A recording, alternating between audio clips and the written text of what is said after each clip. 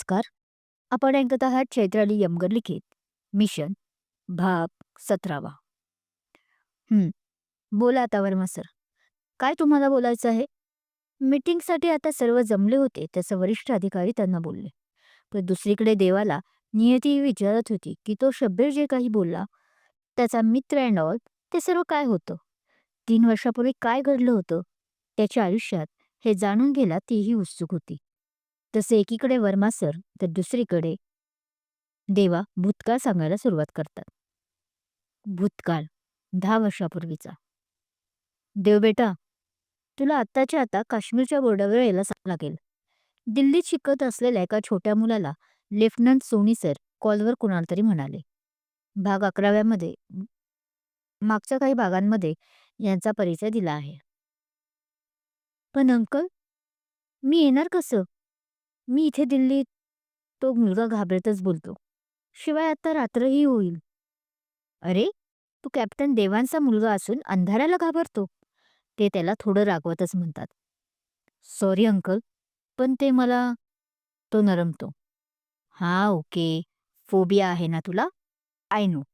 बरं ऐक, तुझ्या डॅडला आता गरज आहे. मी एक प्रायव्हेट चॉपर पाठवत आहे. त्यात बस आणि लगेच ये. एवढे बोलून ते फोन ठेवतात. तासाभरातच एक चॉपर त्यांच्या इथे येते आणि लेफ्टनंट सोनी सर त्याला घेऊन त्याच्या वडिलांकडे येतात, जिथे त्याचे वडील होते. डॅडला बघून त्याला खूप आनंद झाला होता. तो त्यांचे अश्रू पुसून त्यांना हिंमत देतो, पण त्यांचं दुर्दैव असं की ते पकडले जातात. मी मग परत त्याच चॉपरने दिल्लीला आलो होतो. एक दीर्घ श्वास सोडत वीर उर्फ देवा बोलायला लागतो. पण 4च दिवसात सोनी सर आणि माझे डॅड गायब झाल्याची मला बातमी मिळाली होती. मी त्यांना शोधायला बाहेर पडलो. मम्मी लहानपणीच वारल्याने घरात मी आणि डॅड, आणि आता डॅडही गायब आहेत हे ऐकून पायाखालची जमीन सरकणे म्हणजे काय ते मला आत्ता कळाले होते. मी मग माझ्या गल्ल्यातून सर्व पै मी मग माझ्या गल्ल्यातून सर्व पैसे काढले आणि काश्मीरला ट्रेनने गेलो. पण शोधायचं कुठून तेच माझ्या त्या बालमनाला समजत नव्हते. 4 दिवसापूर्वी जिथे मी गेलो होतो तिथला रस्ता मला माहीत नव्हता. मग मी असंच चालत राहिलो, कारण एवढं तर कळालं होतं की डॅड पाकिस्तानात आहे. मग मीही कसलाच विचार न करता चालत राहिलो. पण संध्याकाळी मला एक सज्जन माणूस भेटला, जो एका मंदिरातील पुजारी होता. त्यांनी विचारपूस करताच मी सर्व सांगितले. मग त्यानेच मला काश्मीरच्या एका अनाथाश्रमाची माहिती दिली. पण त्याने मला बजावून सांगितलं की खरं नाव तिथे कोणालाच सांगू नकोस. मग मी त्यांच्याच मदतीने माझं नाव इंद्रनील सविता देशमुख करून घेतलं आणि पुढे त्या अनाथालयमध्ये जाऊन राहिलो. तिथे कमवा आणि शिका अशी योजना होती. तो बोलता बोलता भूतकाळात शिरला. 10 वर्षापूर्वीचा भूतकाळ. आंटी, मला राहायला जागा हवी मिळेल का? अनाथालयात येताच त्याने सगळीकडे एक नजर टाकली तर समोर साधारण एक त्याच्याच आईच्या वयाची स्त्री काम करत होती. त्याने त्या बाईला प्रेमाने विचारले, कोण आहे रे तू आणि इथं काय करतोय? त्या बाई म्हणजेच त्या आश्रमाच्या मालकीनबाई वत्सलाबाई माने वर्मा होत्या. महाराष्ट्राच्या होत्या. त्यामुळे त्याला आता इथे भाषेचा प्रॉब्लेम नव्हता येणार. या वर्मा सरांच्या मिसेस होत्या. ते मी माझ्या वडिलांना शोधत इथे आलो होतो. पण ते मला सापडतच नाही आहेत गेले 3 दिवस. मला एका हनुमान मंदिरातील पुजारी काकांनी पत्ता दिला इथला. तो आपल्या जवळ असलेला जन्माचा दाखला, जो अर्थात खोटा होता, तो त्याने दाखवतच त्यांना बोलला. ओ, पण तुझे वडील कोण? कुठे असतात? त्याने आपुलकीने त्यांनी आपुलकीने विचारले. सोबत सम सोबत समोरच्या माठातील गार पाणीही तांब्याभर आणून दिले. त्याने तो तांब्या पटकन तोंडाला लावला आणि गटागटा पिऊन संपवून टाकला. थांब, आधी जेवण कर आणि मग आरामात मला तू कोण आहेस ते सांग. त्या त्याला आत घेऊन गेल्या. आश्रमात 10-12 मुलं होती, जी जेवत होती. वत्सलाबाईंनी त्याला जेवण वाढलं व प्रेमाने एक एक घास भरवला. सर्व मुलं आता त्याला एकटक पाहत होते. पण हा आता कुणाची पर्वा न करता ताटातील सर्व संपवत होता. खूप भूक लागली वाटते तुला? किती दिवसांपासून उपाशी आहेस? त्याचं असं खाणं बघून त्यांनी डोक्यावरून मायेनं हात फिरवला आणि परत त्या त्याला भरवून लागल्या. त्यानेही हसून त्यांच्या हातून प्रेमाने सर्व खाल्लं. आईचं प्रेम काय असतं हे आज तो पहिल्यांदाच पाहत होता. त्याला भरून आलं होतं. पण तरीही त्याने डोळ्यातील पाणी शिताफीने डोळ्यातच रोखले होते. "हं, आता सांग, की कोण आहेस तू? वडील कुठे आहेत?" त्यांनी त्यांचा हात धुवून आपल्या पदरानेच त्याचा हात पुसला आणि तोंडही त्याचे. "ते आंटी, माझे डॅड." तो बोलतच होता की "बाळ, आंटी नाही, माई म्हण मला. इथले सर्वजण मला माईच म्हणतात." त्या हसून बोलल्या. तसं त्याने मान हो मध्ये हलवली. "माझे डॅड कुठे आहेत? कोण आहेत? मला खरंच माहीत नाही." त्या पुजारी काकांनी जे त्याला बोलायला सांगितलं होतं, तो अगदी तसाच सूर लावत बोलतो. खरं तर माईंना खोटं सांगायची इच्छा नव्हती होत त्याला, पण त्या पुजारी काकांनी त्याला सांगितलं होतं, की जर त्याने तसं नाही केलं, तर त्या तिथे राहूनही देणार नाही आणि परत त्याला मुंबईला सोडतील, जे त्याला नको होतं. आता डॅडलाच घेऊन त्याला मुंबईत जायचं असा चंग जो त्याने बांधला होता, त्याला कसा तो तडा जाऊ देणार होता, म्हणून तो खोटं बोलला. "मग तू काश्मीरमध्ये काय करत आहेस? म्हणजे तुला कोणी म्हणालं का, की बेटा बेटा की तुझे बाबा काश्मीरमध्ये आहेत?" त्या गोंधळून विचारतात. "हं, हो, हो, मला म्हणजे माझी आई मरताना हेच शेवटचं बोलली होती, की माझ्या डॅडचे हात सोडू नको. ते काश्मीरला आहेत असं."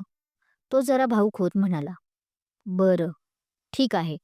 जोपर्यंत तुला इथं राहायचं आहे, तोपर्यंत तू राहा. मी सरांशी बोलून तुला हेल्प मिळते का ते पाहते हं. आता तू आराम कर." असं म्हणत त्याला त्या एक खोली दाखवतात व तिथेच त्याचं सामान. एक बॅग जी त्याने पाठीला अडकवली होती, ती नेऊन ठेवतात. तोही खोली पहा तिथेच गादीवर आपले अंग टाकतो.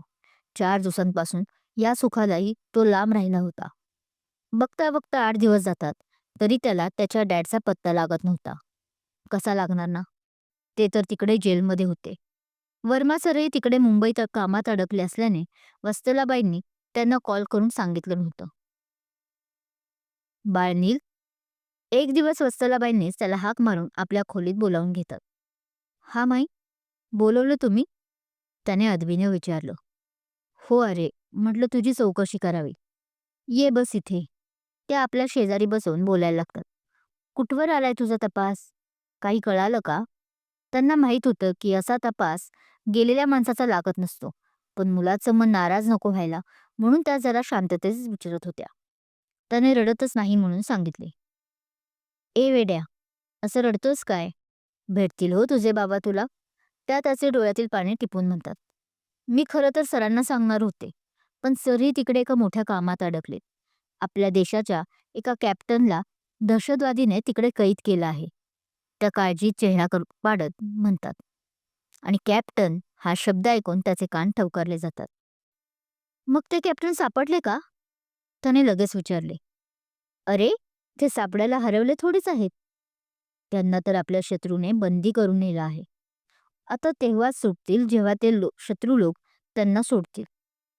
त्या आधी जराशा हसल्या होत्या त्याच्या या रिॲक्शनवर, पण शेवटचं वाक्य बोलताना गंभीरही झाल्या होत्या. हम्म. त्यांचं ऐकून त्यानेही नुसता हुंकार भरला. "अरे काय हे? मी पण ना."